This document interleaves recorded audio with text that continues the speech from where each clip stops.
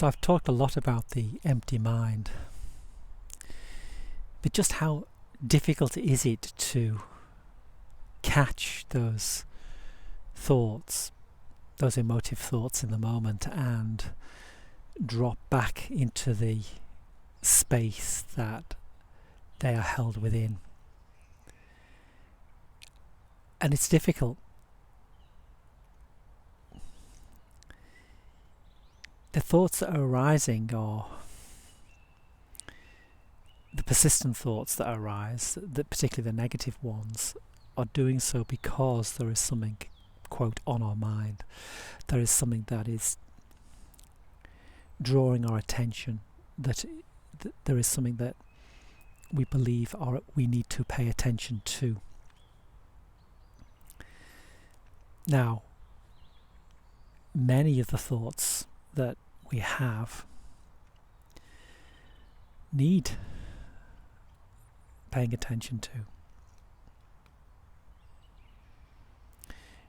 But in the situation that I'm describing, where we would benefit from finding the empty mind, in this situation, the thoughts really are not giving us any positivity.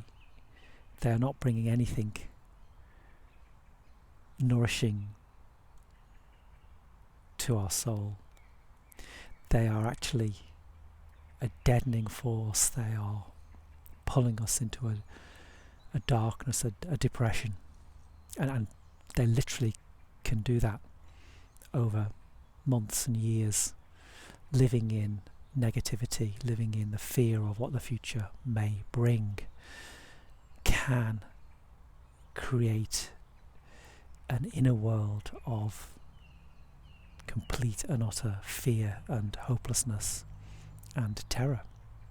And then we are in a situation where it's difficult to function day to day, and people who fall into that unfortunate way of being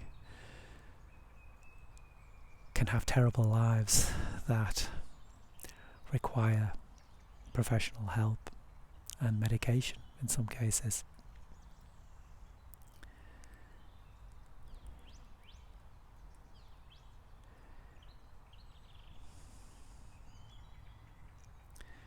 I'm talking about selective serotonin reuptake inhibitors, SSRIs. And they have their place. Antidepressants have their place in the management of individuals' well-being.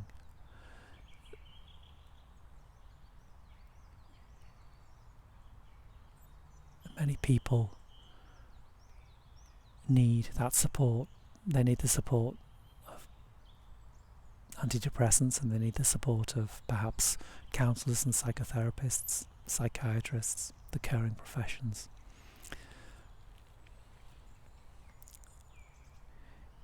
And there are extreme situations that people find themselves in when their world is made up of that terror and fear and anxiety and stress, and that can lead to generalized social anxiety, which is debilitating.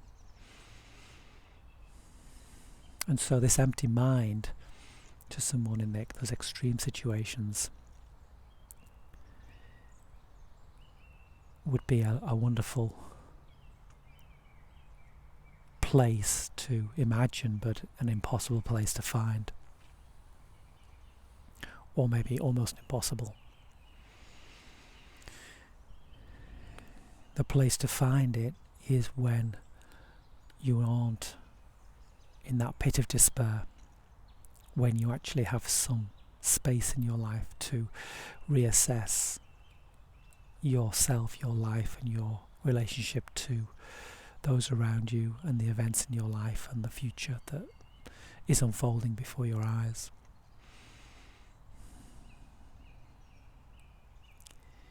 And we just catch those negative thoughts one at a time.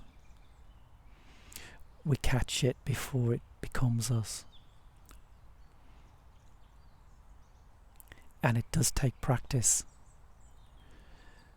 because so often we define ourselves by the difficulties we perceive that are going to face us in the future, and there's an urgency within us to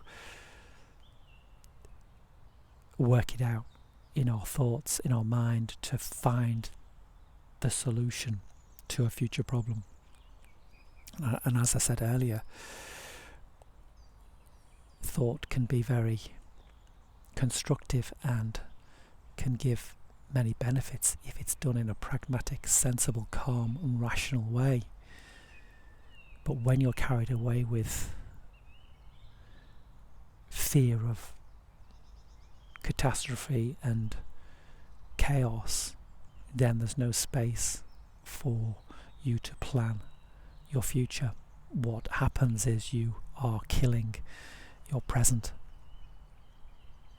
You're killing the sense of being alive, the sense of being free in the moment. This is the empty mind.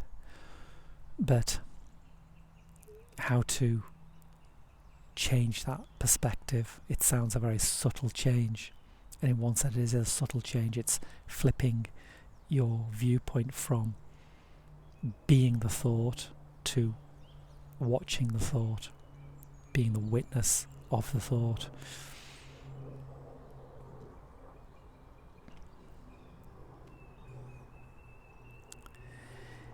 And so you need to be aware when that starts to happen and step back from it. Turn that perspective, and you can practice turning that perspective on thoughts that aren't as attention grabbing. This is where meditation might help. Meditation is a change of focus from the content of the mind, the thoughts, to the background awareness, the empty space, the peace, the perfectly fulfilled emptiness that is the background to everything that's arising within your mind, to all those thoughts.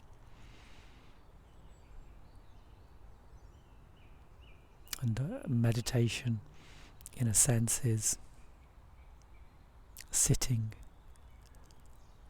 as the watcher, as you would watch a movie, knowing that you can become involved in the movie.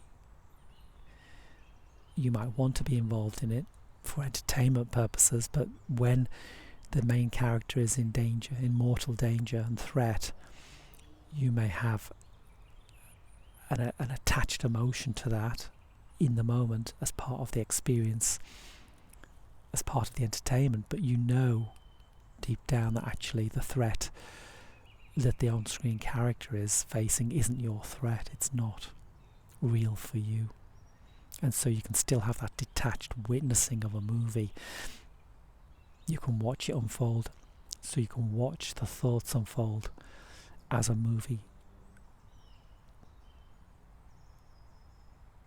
knowing that actually the safe place, the place that cannot be touched, that cannot be affected, that is perfectly fulfilled, at peace and free-flowing, the empty, spacious mind can't be touched by any thought that arises within it.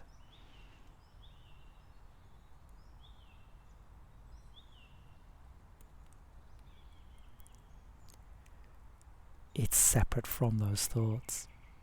It can smile at the thoughts and be amused or be intrigued by the next one that arises, rather than taking your whole sense of being and being carried away with that thought, the fear, being pulled away from that background perfection.